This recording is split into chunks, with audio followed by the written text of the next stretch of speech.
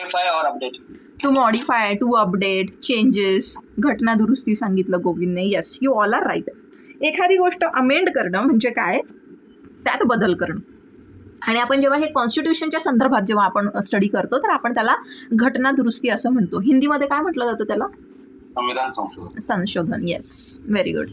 ना अमेंडमेंट जे आहे, मुळात ह्या अमेंडमेंटची गरज काय? Why do we need amendment? Why do we need change? Tell me. पण नेहमी सगळेच लॉ फॉलो नाही करू शकत, म्हणजे जे जुने आहेत करण्याची गरज पडते. Yes. So basically according to the changing times we must change. आपण म्हणतो ना की वेळ काळानुसार बदललं पाहिजे. आता पूर्वी म्हणजे आपली एक जनरेशन मागे किंवा त्यांच्याही आधी आपण जर बघितला, आपले आजी आजोबा त्यांच्या काळातल्या ज्या पद्धती होत्या, जे काही त्यांचं एक लाईफस्टाईल होतं, त्यानंतर आपल्या आईवडिलांचं बदललं, त्यानंतर आपलं त्याहून जास्त बदललं. वाय? बिकॉज चेंजिंग टाइम्सनुसार आपल्याला अडॅप्ट व्हायला लागतं.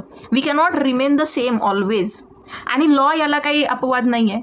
आणि त्यातल्या त्यात आपण कॉन्स्टिट्यूशन जेव्हा म्हणतो, आपल्या देशात सगळी पॉवर जी आहे बेसिकली आपण नेहमी, मी तुम्हाला एक प्रश्न विचारते की आपल्या कंट्रीमध्ये कोण सुप्रीम आहे बरं? स्टेट गव्हर्नमेंट, सेंट्रल गव्हर्नमेंट, कोण आहे सुप्रीम? सेंट्रल गव्हर्नमेंट नाही. आपल्या कंट्रीमध्ये कॉन्स्टिट्यूशन सुप्रीम आहे. कारण हे दोघं सुद्धा सेंट्रल असेल किंवा स्टेट असेल, हे यांचे पॉवर्स कुठून डिराईव्ह करतात? कॉन्स्टिट्यूशनमधून. मग इथे आपल्या कंट्रीमध्ये who is supreme? Constitution is supreme. Everything runs according to what? Constitution.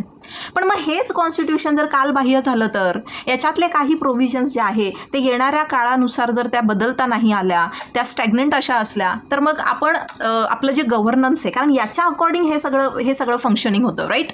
Our country is run, it is ruled by this particular this thing book आपण जे म्हणतो, याला लिव्हिंग डॉक्युमेंट म्हटलं जातं, माहिती आहे ना कॉन्स्टिट्यूशनला. This is a living document. मग त्यासाठी आपल्याला चेंजेस करणं, this will come into your इंट्रोडक्शनवाला पार्ट. हां, की in order to adjust itself to the changing conditions and needs, आपल्याला कॉन्स्टिट्यूशनमध्ये बदल जे आहे ते घडवून आणायला लागतात. मग हे बदल कशा पद्धतीने होता? अमेंडमेंट जे आहे तर it could be like bye addition, म्हणजे तुम्ही काहीतरी नवीन प्रोव्हिजन्स ॲड करतायत. मग ॲडिशन म्हटलं तर बघा, आपल्याकडे ओरिजिनली किती आर्टिकल्स होते इंडियन कॉन्स्टिट्यूशनमध्ये? देर वर ओरिजिनली 395 आर्टिकल्स. आज ही संख्या किती आहे बरं? 470. या. सो लाईक 400+ आपल्याकडे आर्टिकल्स आहेत. ओके. आणि शेड्यूल्स वगैरे पण, पार्ट्स पण, त्याच्यात पण चेंजेस झाले. You can go on adding over here. Now amendment म्हणजे नेहमीच ॲडिशन आहे का? असं पण नाही. अमेंडमेंट म्हणजे इथे काही पार्ट जो आहे डिलीट पण केला जातो. मग डिलीटला आपण कॉन्स्टिट्यूशनच्या लँग्वेजमध्ये काय म्हणतो? रिपील करणं. ठीक आहे. To delete means what? एखादी गोष्ट काढून टाकतो आपण, तेव्हा आपण काय करतो? रिपील करतो. ओके.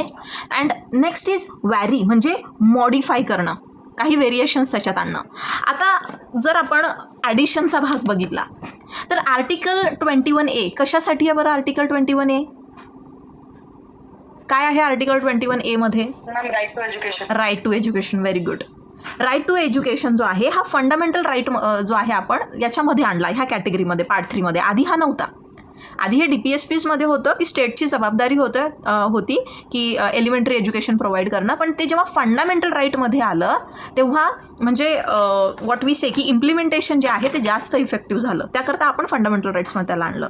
मग आता जसं आपण आर्टिकल 21A जो आहे, जो ॲड केलेला आहे आपण, ओके, थ्रू ॲडिशन आणलेला आहे, तसाच आपण आता जस्ट रिसेंटली आर्टिकल 370 जो आहे तो रिपील पण केला आहे, बरोबर? डिलीट केला ना हे particular article. What was this article about? Jammu and Kashmir. हां, Jammu and Kashmir. What Jammu and Kashmir? काय करत होतं हे article? Jammu and Kashmir special status. Yes, a special status was given to Jammu and Kashmir, and there were certain provisions ki we cannot buy property over there. If a girl from Jammu and Kashmir, she marries someone, outside Jammu and Kashmir, she will have to give up her inheritance right, her property rights and all. असे बरेचसे काही त्या स्टेटसमुळे, त्या special स्टेटसमुळे अशा काही अडचणी होत्या basically, आणि आपण ते काय केलं? रिपील केलं आहे. ना इथे अमेंडमेंट जी आहे आता, ही अमेंडमेंट करण्याची पॉवर कोणाकडे आहे? कोणाकडे आहे ही पॉवर? जे कॉन्स्टिट्यूशन ह्या सगळ्यांना पॉवर देतं, त्या कॉन्स्टिट्यूशनलाच बदलण्याची पॉवर कोणाकडे आहे? पार्लमेंटकडे आहे. म्हणजे बघा, हां, this constitution gives powers to all this people, okay, all this institutions rather. आणि ह्याच कॉन्स्टिट्यूशन बदलण्याची जी तरतूद आहे त्या कॉन्स्टिट्यूशनमध्येच दिलेली आहे आणि ती कोणाला दिलेली आहे? पार्लमेंटकडे ती पॉवर दिली आहे. आणि ही जी अमेंडमेंटची तरतूद आहे, ही जी प्रोव्हिजन आहे ती आपल्याला सापडते आर्टिकल 368मध्ये. विसरायचं नाही अजिबात. ठीक आहे, आर्टिकल 368 झोपेत जरी विचारलं तुम्हाला कोणी तरी तुम्हाला सांगता आलं पाहिजे ते कशाबद्दल आहे? अमेंडमेंट. बरं, मग आता ही पॉवर दिली आहे आपण पाहिलं पार्लमेंटकडे. याचाच अर्थ काय? आता पार्लमेंट म्हणजे काय बरं? पार्लमेंट म्हणजे काय की युअर लोकसभा म्हणजे तुमचं Lok Sabha plus Rajya Sabha, right? Lok Sabha plus Rajya Sabha is your parliament. पार्लमेंटचं मेन फंक्शन काय आहे? What is the main function of parliament? Making of laws. Yes. आता हे असंच लॉ मेकिंग फंक्शन जे आहे, आता पार्लमेंट सेंट्रल लेवलवर काम करतं. आपले जे काही सेंट्रल लॉज असतात म्हणजे आपला कंपनीज ॲक्ट असेल, आपला एन्व्हायरमेंट प्रोटेक्शन ॲक्ट असेल किंवा NDPS वगैरे असेल, आपले IPC आहे. रिसेंटली बघा 3 बिल जे आहे इंट्रोड्यूस केलेले आहेत हो ना, एव्हिडन्ससाठी CPC आणि CRPC करता. हे IPC, एव्हिडन्स आणि CRPC यांच्याकरता. तर मग हे सेंट्रल लॉज जे आहे ते पार्लमेंटमध्ये बनत असतात. ठीक आहे, पण तसंच एक मेकॅनिझम स्टेट लेवलला पण असतं. बरोबर आहे, राज्य पातळीवर पण असतं. त्याला आपण काय म्हणतो? State legislature. लॉज इथेही बनतात, पण इथले लॉज हे कोणासाठी असतात म्हणजे मर्यादित? यांचं ज्युरिस्डिक्शन काय असतं?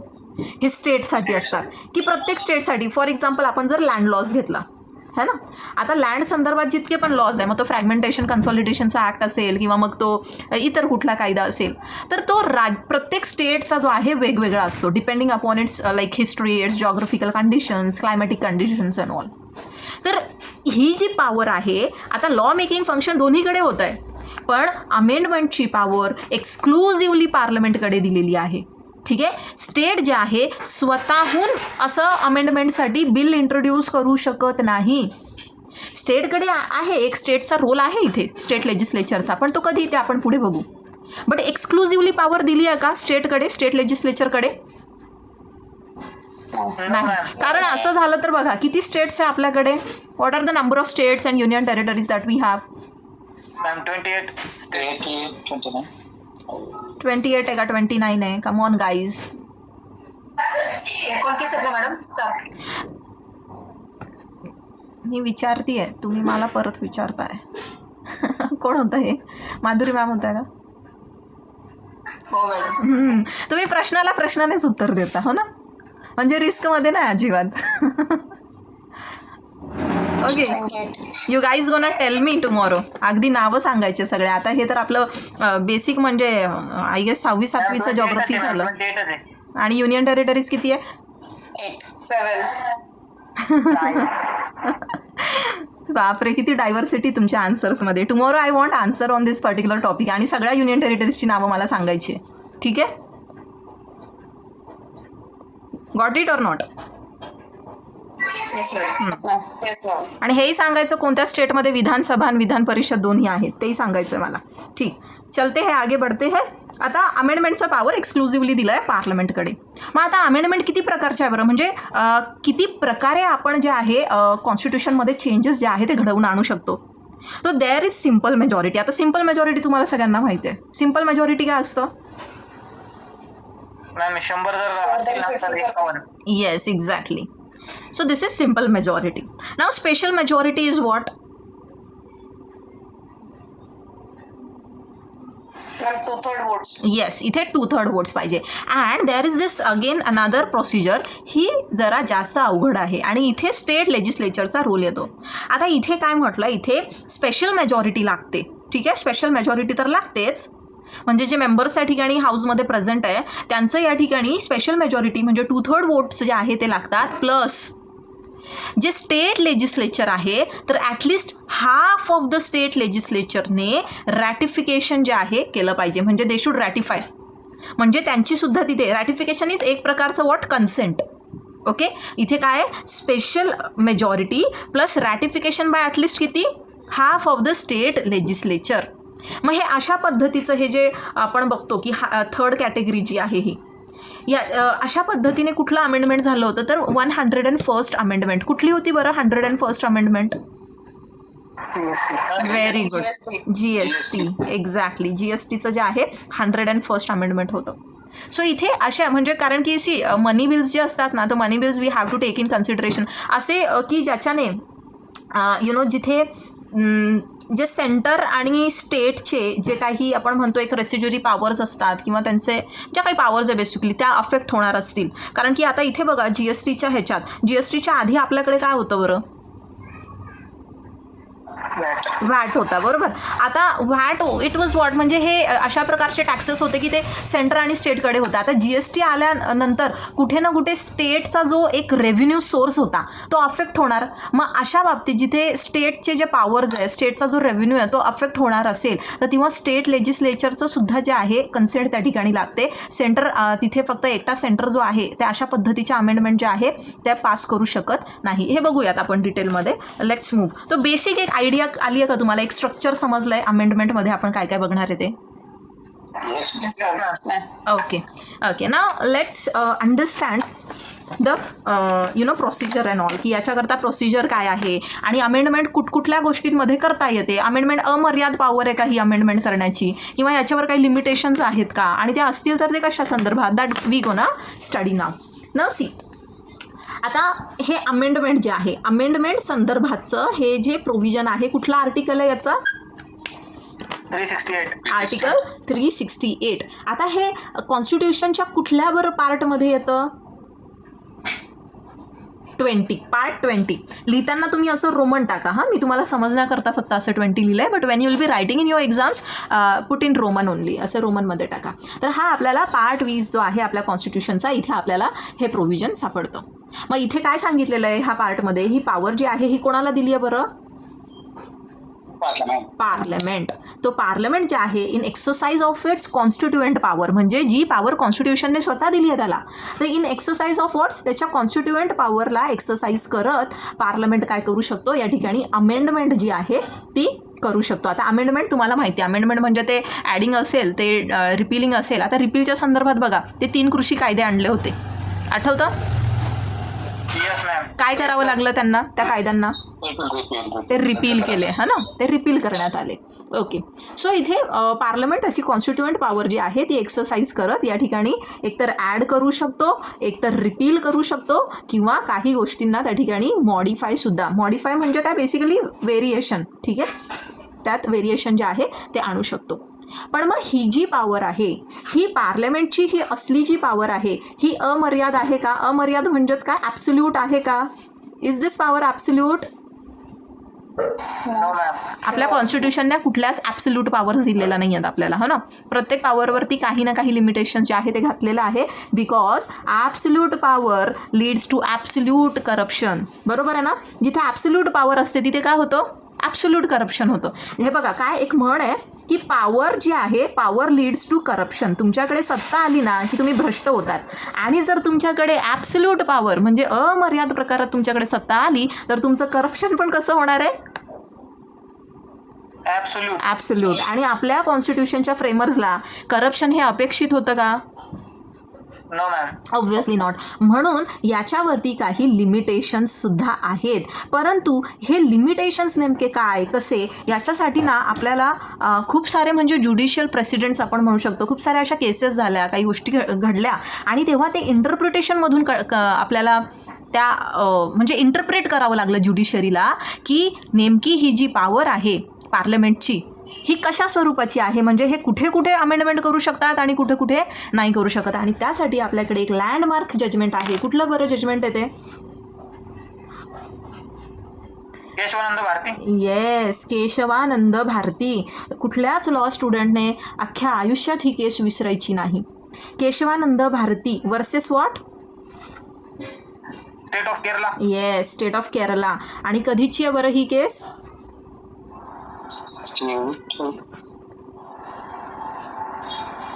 1973. ठीक आहे.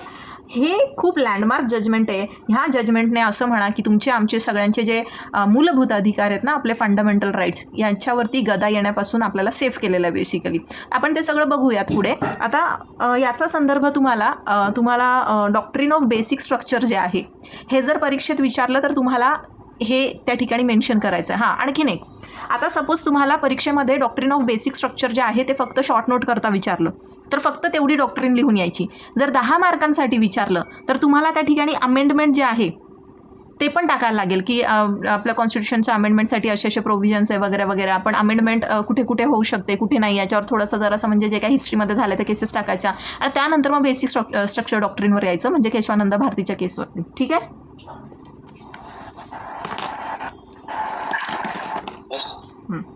नाव प्रोसिजर. आता अमेंडमेंटसाठी प्रोसिजर काय नेमकी माहिती आहे का तुम्हाला? काय प्रोसिजर आहे? सोपं आहे अतिशय, हे खूप सोपं आहे. प्रोसिजर सगळ्यात पहिले काय होतं? हां काय काय इंट्रोडक्शन होणार? बिल. हां येस, तो जो ड्राफ्ट असतो त्यालाच बिल म्हणतो आपण. ठीक आहे. बिलचं इंट्रोडक्शन होतं. आता बिलचं इंट्रोडक्शन कुठे होणार आहे बरं? आपण ही पॉवर कोणाकडे आहे? पार्लमेंट. मग आता पार्लमेंट जे आहे इथे तर 2 हाऊसेस आहे, एक लोकसभा आहे एक राज्यसभा आहे. मग कोणत्या बरं हाऊसमध्ये हे बिल इंट्रोड्यूस होणार? हे कुठल्याही दोघांपैकी कुठल्याही हाऊसमध्ये बिल जे आहे इंट्रोड्यूस होऊ शकतं. कोणतं बिल आहे जे फक्त लोकसभेमध्येच आपल्याला पहिले इंट्रोड्यूस करायला लागतं?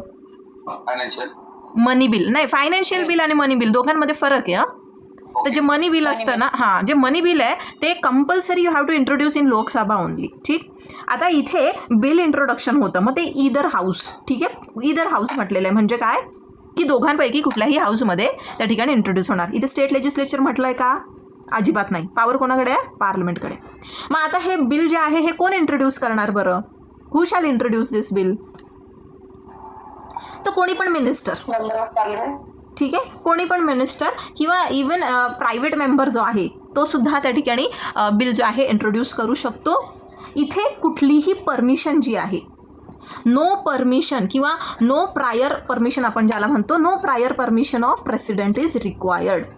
प्रेसिडेंटची या ठिकाणी बिल इंट्रोड्यूस करण्याकरता कुठलीही परमिशन लागत नाही. ठीक आहे. आता बिल जे आहे बिल इंट्रोड्यूस केलं मग सेकंड नंबरला काय व्हायला पाहिजे बरं? बिल इंट्रोड्यूस झाल्यानंतर बिल पास व्हायला हवं. Very good. The bill should get passed. हे बिल पास झालं पाहिजे. मग हे बिल पास आता इंट्रोड्यूस तर कुठल्याही हाऊसमध्ये तुम्ही करा, तुम्ही लोकसभेत करा पण किंवा राज्यसभेत. अल्टिमेटली आता इथे गेलं तर इथून इकडे जाणार आहे, इथे गेलं तर इथून इकडे येणार आहे. मग हे पासिंग ऑफ बिल जे आहे ते कुठे झालं पाहिजे? दोन्ही हाऊसेसमध्ये. दोन्ही हाऊसेसमध्ये पास झालं पाहिजे. ठीक आहे. आणि जी काही मेजॉरिटी आहे मग ते सिम्पल असेल किंवा स्पेशल मेजॉरिटी असेल तर मेजॉरिटीचा विषय काय आहे त्याच्यावर डिपेंड करतं. ठीक आहे. कुठल्या विषयासाठी, काही विषयांसाठी सिम्पल लागते, काही स्पेशल आणि काही येतात स्पेशल प्लस स्टेटचं रॅटिफिकेशन. ठीक. आता इथे झालं ह्यांचं जे आहे दोन्ही हाऊसमध्ये बिल जे आहे ते पास झालं. पास झालं तर ठीक आहे ते पुढे जाणार. आता समजा ह्या दोन्ही हाऊसमध्ये इथे जे आहे सपोज देर इज डिसअग्रीमेंट. एक हाऊसने पास केलं पण दुसऱ्या हाऊसने पास नाही केलं आहे. If there is a disagreement, if disagreement मग काय करणार? तुम्हाला जॉईंट सिटिंग माहिती आहे का? जॉईंट सिटिंग ऐकलं आहे का तुम्ही कधी? दोन्ही हाऊसेसचं जॉईंट सिटिंग होतं. हां अशी प्रोव्हिजन आहे कॉन्स्टिट्यूशनमध्ये. पण इथे कॉन्स्टिट्यूशनच्या अमेंडमेंटसाठी नो जॉईंट सिटिंग. डिसअग्रीमेंट तो disagreement, it will lapse there only. No joint sitting. इथे कुठलंही जॉईंट सिटिंग जे आहे ते होत नसतं. ठीक आहे. मग आता जर या ठिकाणी बिल जे आहे ते कुठे ना कुठे जर फेडरल प्रोव्हिजन आहे जे कॉन्स्टिट्यूशनचे, फेडरल प्रोव्हिजन म्हणजे तेच म्हणजे जे सेंटर आणि स्टेटमधले जे पॉवरचं डिस्ट्रीब्युशन आहे, जसं मी तुम्हाला आता GST संदर्भात सांगितलं की तिथे रेव्हेन्यूचं डिस्ट्रीब्युशन आहे ना, पॉवरचं डिस्ट्रीब्युशन आहे. मग त्या विषयासाठी कोणाचं रॅटिफिकेशन लागतं? स्टेट म्हणजे काय? State legislature. हां जर विषय तसा असेल, ठीक आहे, जर विषय असा आहे की जिथे स्टेटचं रॅटिफिकेशन लागणार आहे तर मग तिथे त्या लोकांचं रॅटिफिकेशन जे आहे ते आलं पाहिजे. इथे कन्सेंट बेसिकली ती आली पाहिजे. मग आता हे सगळं झाल्यानंतर ठीक मग बिल कुठे जाणार? दोन्ही हाऊसमध्ये पास झालं, स्टेटने रॅटिफाय पण केलं, मग फायनली कोणाकडे जाणार हे बिल? Very good. येस. आता इथे बिल जाणार राष्ट्रपतींकडे. कशा करता? प्रेसिडेंटच्या असेंट करता. आता तुम्हाला एक गोष्ट माहिती आहे का? प्रेसिडेंटकडे व्हिटो पॉवर असते. तुम्ही ऐकलंय का पॉकेट व्हिटो वगैरे असं? हां काय असतं बरं हे व्हिटो? ते विरोध करू शकता एखादे. हां, ते सेंड पण करू शकतात किंवा असं पण आहे. आता पॉकेट विटो म्हणजे काय, बेसिकली काहीच ॲक्शन नाही घेत. तो रिटर्न पण नाही करत आणि तो पास पण नाही करत, म्हणजे असेंट पण देत नाही. ठीक आहे. तर इथे Rajiv Gandhi case. Yes you are right. Now इथे प्रेसिडेंटला असेंट विथहोल्ड करण्याची काहीही पॉवर नाही.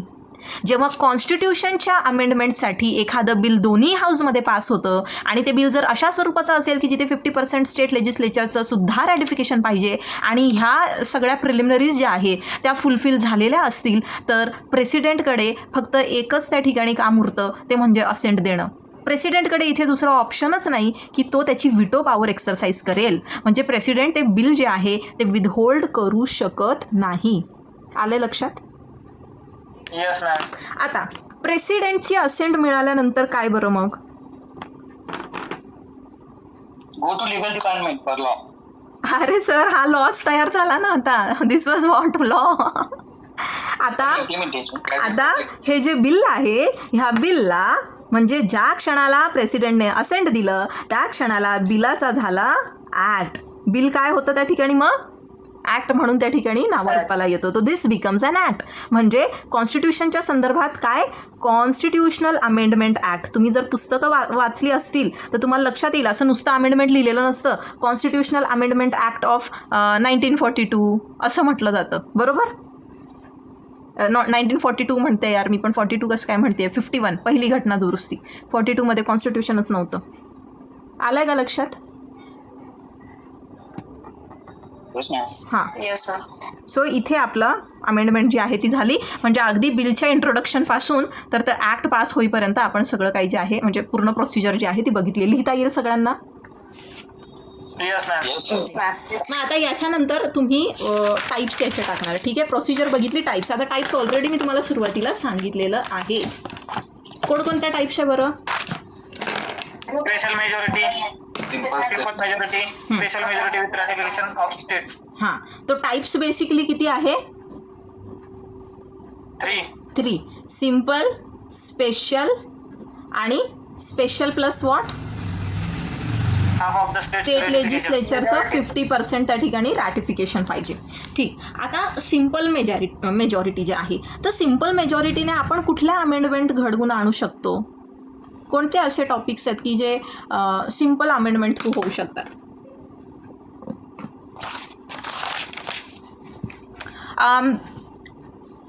कुठल्या बरं स्टेटचं नाव बदलण्यात आलं आहे रिसेंटली? आहे का असं? काय नाव केलं आहे त्याचं? त्यांच्यामध्ये पाठ काढला तेलंगणा स्टेटची. स्टेटचं नाव बदललेलं कोणाला आठवत आहे का? मॅम केरला,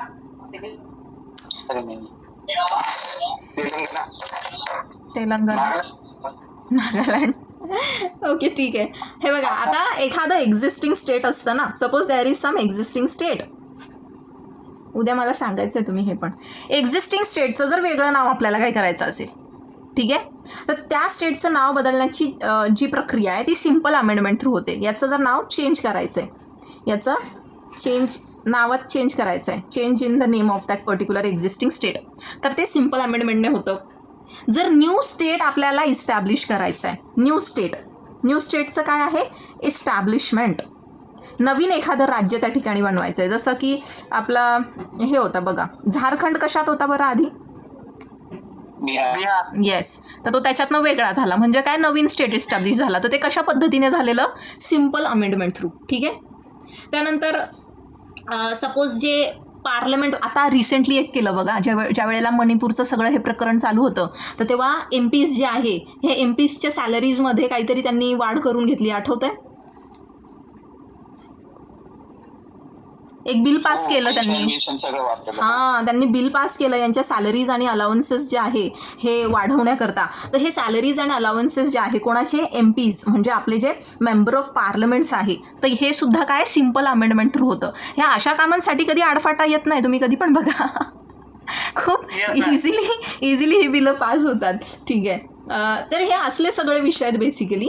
आता एखाद्या स्टेटमध्ये लेजिस्लेटिव्ह काउन्सिल असेल आणि ती काउन्सिल अबॉलिश करायची किंवा एखाद्या स्टेटमध्ये लेजिस्लेटिव्ह काउन्सिल जी आहे ती क्रिएट करायची. महाराष्ट्रामध्ये आहे का बरं लेजिस्लेटिव्ह काउन्सिल? आणि लेजिस्लेटिव्ह काउन्सिलला काय म्हणतात मराठीमध्ये? विधान परिषद. येस. तो लेजिस्लेटिव्ह काउन्सिल्सचं क्रिएशन असोत किंवा त्या ठिकाणी जर अबॉलिशन असेल यांचं क्रिएशन किंवा अबॉलिशन हे सुद्धा सिम्पल अमेंडमेंटने होत असतं. कळालेत विषय सिम्पल अमेंडमेंटचे? ओके. अजूनही भरपूर टॉपिक आहे जसं की सिटिझनशिप. आता तुम्हाला सिटिझनशिपचा पण एक आहे बरं का टॉपिक आणि तो पण महत्त्वाचा आहे. मार्क करून ठेवा आत्ता लगेच. इम्पॉर्टंट टॉपिक आहे. सिटिझनशिपसुद्धा जे आहे सिटिझनशिप संदर्भात पण एक आपण नवीन जे आहे ते आलं होतं बघा कोविडच्या आधी बिल जे आहे ते पास केलं होतं.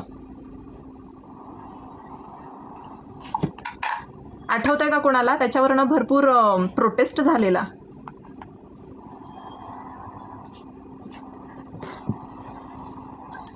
युनिफॉर्म सिव्हिल कोड वाला का मग? नाही, not uniform civil code. This is regarding citizenship. Okay okay. ते JNU वगैरे भरपूर तिथे धरणं वगैरे झालेलं नाही आठवत आहे. दिस वॉज इन 2020च्या सुरुवातीच्या पिरियडला आणि 2020मध्येच ॲक्च्युली आपल्याकडे कोविड आला. मग नंतर ते जरा डोंट नो त्याचं पुढे काय आता ते करतायत. बट एनिवेज सिटिझनशिप हा पॉईंट आहे ना. कॉलेज मुलांनी खूप प्रोटेस्ट केलं. येस. इवन दीपिका पदुकोण पण तिची कुठलीशी मूवी पण आली होती त्यावेळेला. शी वॉज देअर आणि नंतर तिला खूप क्रिटिसाइज पण करण्यात आलं, ट्रोल करण्यात आलं and somewhere she regretted going there. Anyways that's not our topic right now. इथे आता सिम्पल अमेंडमेंट लक्षात आली. आता स्पेशल मेजॉरिटी जे आहे त्याच्या थ्रू आपण कुठले असे मॅटर्स आहेत जे म्हणजे ज्याच्या अमेंडमेंट करता आपल्याला स्पेशल मेजॉरिटी लागते. कुठले असे विषय? तर special majority now you know की इथे काय पाहिजे 2/3 त्या ठिकाणी म्हणजे जे टोटल मेंबरशिप आहे प्रत्येक हाऊसची आणि मेजॉरिटी ऑफ 2/3 मेंबर्स प्रत्येक हाऊसचं जे प्रेझेंट आहेत त्या ठिकाणी वोटिंगला. तर इथे त्यांचं व्हॉट वी से की मेजॉरिटी अशी आपल्याला ह्या पद्धतीने लागते. आता इथं काय आपल्याला कोणकोणते प्रोव्हिजन्स आहे? जर फंडामेंटल राईट्स आहेत. ओके. स्पेशल मेजॉरिटी आपल्याला फंडामेंटल राईट्स जे आहे ते जर आपल्याला इन द सेन्स पार्लमेंटला त्याच्यामध्ये चेंज करायचं असेल, एखादा फंडामेंटल राईट आपला काढून पण टाकायचं असेल, ठीक आहे, तर त्यात किंवा एखादा ॲड करायचा असेल, जसं आपण कोणता ॲड केला आर्टिकल 21A अंतर्गत राईट टू एज्युकेशन. हां, तर फंडामेंटल राईट्स काढायचे असतील किंवा ॲड करायचे असतील तर त्याच्याकरता स्पेशल मेजॉरिटी लागते. तिथं सिम्पल मेजॉरिटीने होत नाही. जर हे सिम्पल मेजॉरिटीमध्ये टाकलं असतं तर काय झालं असतं बरं? खूप फंडामेंटल राईट मध्ये खूप चेंजेस करता आले. सकाळी उठून बघावं लागलं असतं की आज कुठला राईट. एक्झॅक्टली. कारण जो पक्ष सत्तेमध्ये आहे त्या सत्तेच्या आयडिओलॉजीनुसार त्यांनी त्या ठिकाणी आपले राईट्स जे आहे काढले असते किंवा दिले असते, बहाल केले असते. ठीक आहे. तिथे खूप मनमर्जीपणा चालला असता जर सिम्पल मेजॉरिटी ठेवली असती आणि म्हणून याच्याकरता स्पेशल मेजॉरिटी आहे. तरी फंडामेंटल राईट्सच्या अमेंडमेंटवरनं भरपूर आपल्याकडे मोठा इतिहास घडलेला आहे. There R series of cases. ठीक आहे. आपल्या फंडामेंटल राईट कुठला काढून घेण्यात आलाय का आजपर्यंत आपल्याकडून? कुठला? Very good. So right to property जो आहे हा आधी पार्ट 3 मध्ये होता, हो ना. आपला हा मूलभूत अधिकार होता आणि लगेच 1951 मध्येच जी पहिली घटना दुरुस्ती झाली त्याच्याने काय केलं, राईट टू प्रॉपर्टीला काढून टाकण्यात आलं. का बरं काढलं होतं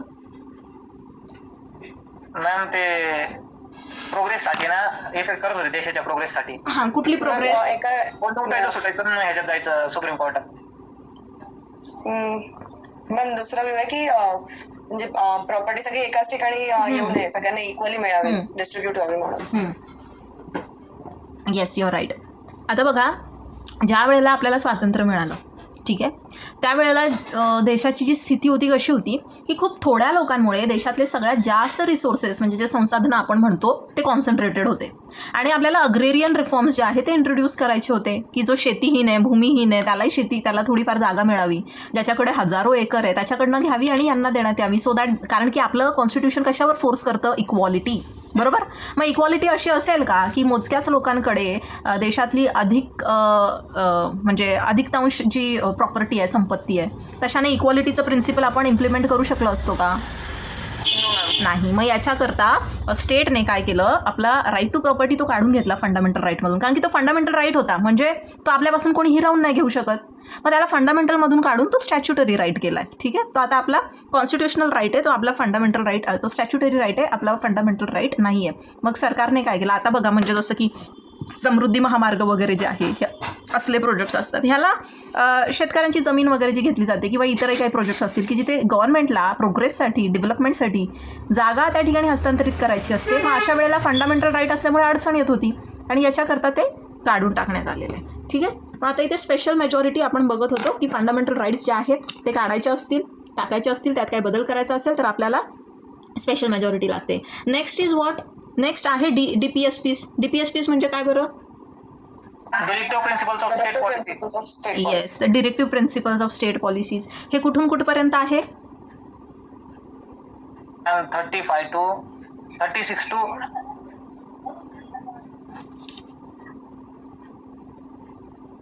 येस मॅम 51. 51A मध्ये काय बरं?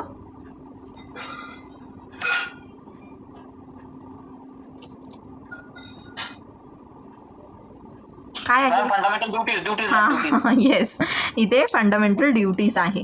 हे सुद्धा बघा अमेंडमेंट थ्रू इन्सर्ट केलेलं आहे. येते लक्षात? DPSPs नंतर फंडामेंटल ड्युटीज ज्या टाकल्या आहे ह्या सुद्धा अमेंडमेंट थ्रूच इन्सर्ट करण्यात आलेल्या आहे. पूर्वी हे नव्हतं, नंतर ते आपण ॲड केलं आपल्या कॉन्स्टिट्यूशनमध्ये. ओके, सो स्पेशल मेजॉरिटीचा टॉपिक क्लिअर आहे ना. स्पेशल मेजॉरिटी, आता स्पेशल मेजॉरिटी जे आहे, स्पेशल मेजॉरिटी प्लस आपण कन्सेंट म्हटलं आहे स्टेट्सची, की इथे स्पेशल मेजॉरिटी तर आहे, बट स्पेशल मेजॉरिटी प्लस काय 50% जे स्टेट लेजिस्लेचर आहे त्यांचीसुद्धा कन्सेंट लागते. 50% स्टेट लेजिस्लेचरचं रॅटिफिकेशन. ठीक आहे, मग हे कुठकुठले विषय आहे बरं, की जसं की सपोज प्रेसिडेंटचं जे इलेक्शन आहे, प्रेसिडेंटचं इलेक्शन कशा मॅनरमध्ये घ्यायचं. ठीक आहे, प्रेसिडेंटचं इलेक्शन अँड इट्स मॅनर, याच्यामध्ये जर काही बदल करायचा असेल आपल्याला तर आपल्याला ह्या प्रोसेस थ्रू जावं लागेल. ठीक आहे, ज्या एक्झिक्युटिव्ह पॉवर्स आहेत, कोणाच्या एक्झिक्युटिव्ह पॉवर, युनियनच्या आणि स्टेटच्या, मग ज्या काही यांच्याकडे एक्झिक्युटिव्ह नेचरच्या पॉवर आहेत. आता ते हे एक्झिक्युटिव्ह फंक्शन्स वगैरे जे आहे पॉवर्स, हे तुम्हाला पुढच्या सेमिस्टरला आहे तेव्हा तुम्हाला क्लिअर होईल. पण आता एवढंच समजा की जे काही आपल्या युनियनकडे आणि स्टेटकडे एक्झिक्युटिव्ह पॉवर्स आहे, जर याला कुठे ना कुठे याच्यात बदल होणार असेल, याला धक्का लागणार असेल तर आपल्याला ही प्रोसेस जी आहे त्या ठिकाणी हिचा अवलंब करायला लागतो. जे सुप्रीम कोर्ट आहे, हाय कोर्ट आहेत आपल्या देशातले, तर यांच्या संदर्भात काही चेंजेस करायचे असेल तेव्हासुद्धा आपल्याला ही प्रोसेस लागते. त्यानंतर जे GST काउन्सिल आहे, ठीक आहे, GST council, for that also we need to follow this process only. आता जे 7th शेड्यूल आहे ना आपलं, 7th शेड्यूलमध्ये काय बरं? त्याला अमेंडमेंट नाही करता येत ना, त्याच्यामध्ये ज्या गोष्टी टाकायच्या. अमेंडमेंट की judicial review? Yes ma'am, judicial review. तर 7th शेड्यूलमध्ये ज्या काही लिस्ट दिलेल्या आहेत आपल्याला त्याच्यामध्ये जर बदल करायचा असेल, ज्युडिशियल रिव्ह्यू आहे का ते 9th याचं आहे. इथे 7th शेड्यूलमध्ये काय बरं अनिकेत, गोविंद? 7th शेड्यूलमध्ये कुठल्या लिस्ट आहेत मॅम? ते स्टेट लिस्ट, कॉन्फरन्स लिस्ट आहे का? 3 लिस्ट आहेत. Yes ma'am. बघ बरं, State list. Google it. बाकीचे कुठे आहेत? संघसूची, युनियन लिस्ट, स्टेट लिस्ट आणि कॉन्करंट लिस्ट. येस. राज्यसूची, समवर्ती सूची. मग इथे आपल्या ज्या 3 लिस्ट असतात, जी युनियन लिस्ट आहे, जी कॉन्करंट लिस्ट आहे आणि जी स्टेट लिस्ट आहे, याच्यामध्ये जे काही सब्जेक्ट मॅटर आहे याच्यात काही पण बदल करायचा असेल तर आपल्याला स्पेशल मेजॉरिटीची जी प्रोसेस आहे ही अवलंब करायला लागते. ठीक आहे, क्लिअर आहे इथपर्यंत? Yes ma'am. Okay, so by now we have studied like amendment काय आहे, प्रकार किती आहे, त्याची प्रोसिजर काय आहे आणि कुठकुठल्या प्रोसिजरने कुठकुठले मॅटर्स जे आहे ते अमेंड होऊ शकतात. आता याचा जर आपण एक क्रिटिसिझम बघायचं म्हटलं की criticism of this particular amendment procedure, तर क्रिटिसिझम म्हणजे फक्त हे क्रिटिसाइज करणं नसतं. Criticism is also about appreciation, की काय चांगलं आहे आणि काय वाईट आहे, तो both things we gonna see. ठीक आहे, आता आपल्याकडे जर एक बघितलं तर USA जे आहे, USA स्टेट जे आहे, स्टेटसुद्धा अमेंडमेंटची प्रोसिजर जी आहे ती इनिशिएट करू शकतात. म्हणजे स्टेटसुद्धा बिल जे आहे, बिल किंवा प्रपोजल जे आहे अमेंडमेंट करता ते इंट्रोड्यूस करू शकता. इंडियामध्ये अशी तरतूद आहे का बरं? No ma'am. There is no such provision. Okay. आता मेजर पार्ट जो आहे दुसरा नंबर 1 क्रिटिसिझम आपण बघतोय. ठीक आहे. आता मेजॉरिटी पार्ट जो आहे कॉन्स्टिट्यूशनचा तुम्ही बघितला तर कोणाच्या हातात हे चेंज करणं? Majority part of the constitution it can be amended by whom? Parliament alone. Parliament एकटाच याच्यामध्ये काय आहे चेंजेस करू शकतो. स्टेटला फार काही त्या ठिकाणी एक किंमतच दिलेली नाही आहे. स्टेटला फक्त कुठे दिलेलं आहे? स्टेटला कुठे दिलेलं आहे?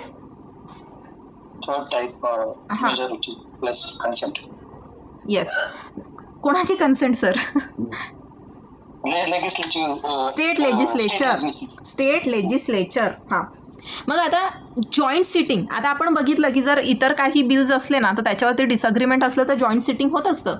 पण कॉन्स्टिट्यूशनच्या अमेंडमेंट करता no joint sitting has been provided. इथे कुठल्याही प्रकारचं जॉईंट सिटिंगची प्रोव्हिजन जी आहे ती केलेली नाही. मग अशा वेळेला जर एखादा डेडलॉक आला मग तो डेडलॉक कसा बरं सॉल्व्ह करायचा? तर nothing is given for that. मग आता आपण याचे प्लस पॉईंट्स काय बघू शकतो बरं? कॉन्स्टिट्यूशनचे आपले काय प्लस पॉईंट आहे? Union have more power. बाळ हे अमेंडमेंटचं आपण बघतोय. Union have more power. आता हे काय आलं इथे तुझा म्हणजे काय संदर्भ आहे? It can be amended flexible for changes. Flexibility. Okay. हा गोविंद काय म्हणतोय तू? Union has more power. Ma'am युनियनला जास्त पॉवर आहे ना अमेंड करण्याकरता. आपण USA मध्ये स्टेटला पॉवर आहे तसं आपल्या इथं युनियनला आहे ना. अच्छा. मग हा प्लस पॉईंट म्हणतोय का तू? आपण प्लस पॉईंट बघतोय आता की आपण हे मायनस पॉईंट बघितले. Now we are going to see the plus points. ठीक आहे. आपलं जे कॉन्स्टिट्यूशन आहे ना तर ते ब्रिटिश कॉन्स्टिट्यूशनसारखं इतकं सोपं आहे की मनात आलं तेव्हा बदललं ना तर ते USA सारखं इतकं कठीण आहे की त्याच्यात म्हणजे चेंजेस करणं इज व्हेरी अवघड. ओके. आपल्याकडे आत्तापर्यंत मोर दॅन 100 अमेंडमेंट झालेल्या आहेत. इथे मला वाटतं अजून 30-40 पण झालेल्या नाही आहेत. ठीक आहे. सो इथे USAची जी प्रोसिजर आहे ती खूप जास्त कशी आहे? कठीण आहे. It is very rigid. पण आपली जी प्रोसिजर आहे इट इज वॉट फ्लेक्सिबल पण आहे प्लस रिजिड पण आहे. म्हणजे काय? ह्या दोघांचा एक चांगला असा ब्लेंड आपल्याला बघायला भेटतो. म्हणजे एक चांगला असा वॉट वी से की एक मिश्रण ज्याला म्हणतो की ना तर खूप फ्लेक्सिबल आहे ना तर खूप रिजिड आहे. At times it is flexible जसं की सिम्पल मेजॉरिटीसारखे विषय आहेत. बरोबर. काही विषय असे आहेत की तिथे सिम्पल मेजॉरिटीने पण आपण करू शकतो. काही विषय असे आहेत की जिथे फक्त सिम्पल मेजॉरिटी नाही. जसं की आपण बघितलं की GST काउन्सिल वगैरे आहे किंवा इलेक्शन आहे प्रेसिडेंटचे. तर हे जे विषय आहेत याच्यामध्ये बदल करणं खूप जास्त सोपं केलेलं नाही आहे.